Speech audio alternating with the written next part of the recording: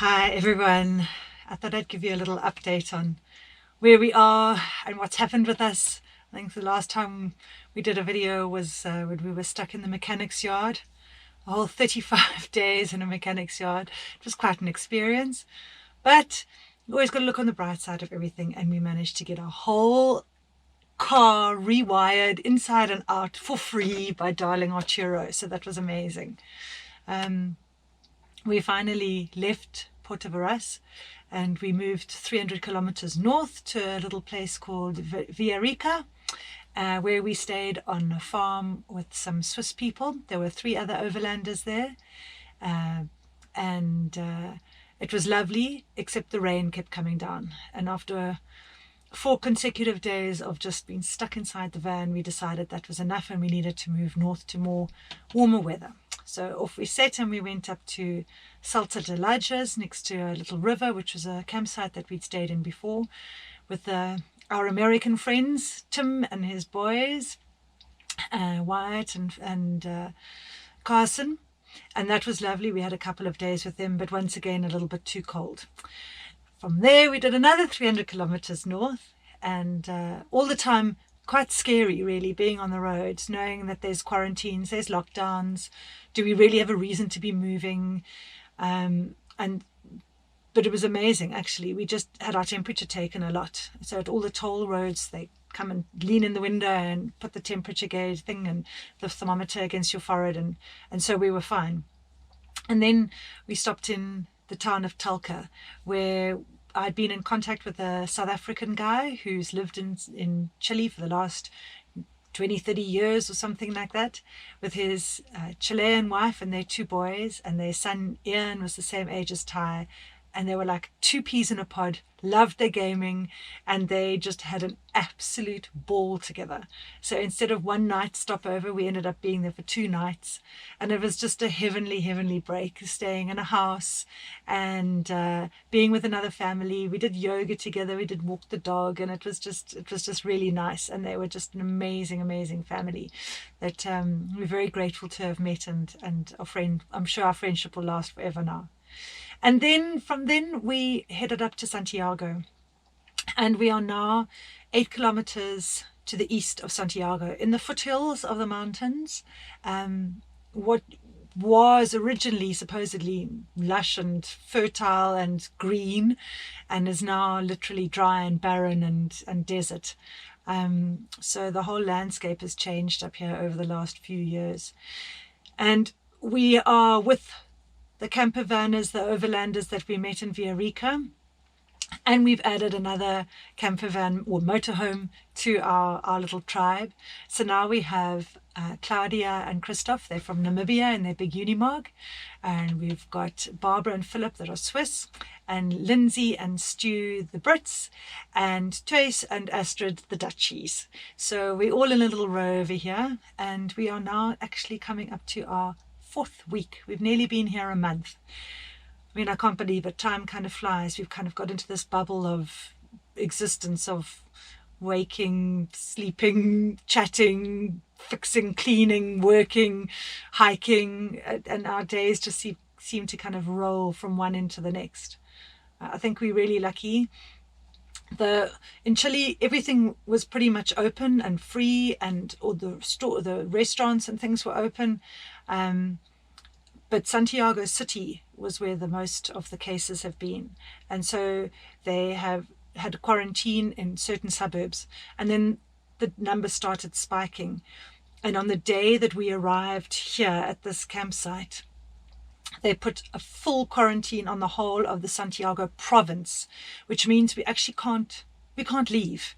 They don't want the virus obviously to spread, so leaving the province where there's the highest concentration of COVID patients is almost impossible. You have to have a really good reason, either a flight, an aeroplane ticket, which obviously would be in Santiago, so there's no reason to be leaving Santiago, or if you're a resident, or if you have work commitments, none of which apply to us. I think you can also leave if you're going to move house. Well, this is our house. There's no reason for us to be leaving. So we kind of stuck here in Santiago, which would be fine And it was fun. It was lovely. We've been hiking and everything, but the weather is getting cold. It's starting to snow in the mountains. It's probably about 2 degrees outside today. And then it's not pleasant anymore. Sitting around the campfire at night is just a no-go. It's just too cold to be outside. So everyone seems to huddle again inside their camper vans, which is not so great. So we're just praying for this lockdown to end. And then we can see about moving northwards to some sun. But at the moment, we're making friends with lots of the locals. We have a little house just up the hill, well, a few meters away from us, and there's a young guy here who does bike tours, and he's got these incredible electric mountain bikes. These cost a fortune and they're absolutely amazing, with these craziest suspension and everything. So him and Ty go riding around all over the place on these. They're having an absolute ball. And he's also got PlayStation. So I've almost lost my child, which is why I'm doing this video on my own today. I think 3 nights out of the week, Ty's actually spending the night upstairs with Pietro. And Pietro is wonderful. He plays the guitar and he sings. He's got a voice like an angel, and he's entertained us around the fire, which has been amazing. And then across the valley, probably 1 kilometer away, there's another little house with 4 young guys. They're probably in their late 20s, and just such lovely young gentlemen. And they've let me use their washing machine, which has been a bonus because I'm so tired of hand washing. So that's that. But I can only use it once a week because they struggle with water up here. So we've got that. And they also ride bikes, and they've gone running around with Ty, and they're very sweet. And then about 2 kilometers away is another Chilean guy, but he was brought up in America. And the views from his patio over Santiago in the evening over sunset are just absolutely heavenly. So we have people visiting us and coming and joining us around the fire. We've had a birthday party here, which was a big fun evening. It was Christoph's birthday, so that was lots of fun with lots of sing-alongs. We even were dancing in the desert. It was quite cool. And going grocery shopping has also been easy. Once every, I suppose, 10 days, we go down to a big supermarket, we get a taxi. But in the meantime, we've got a little mini market that's close by, and they come up with their van and load it up with fruit and veggies and anything. And if there's anything specific we need, we just WhatsApp them beforehand. So it's like, it's really, really easy and comfortable being here. Well, it would be if it wasn't so cold. So Ty's having fun, we're having fun. We've got lovely people around us. We sit around our morning coffee, debating everything that's going on in this crazy world, and thinking about family and everyone in all of these tough situations.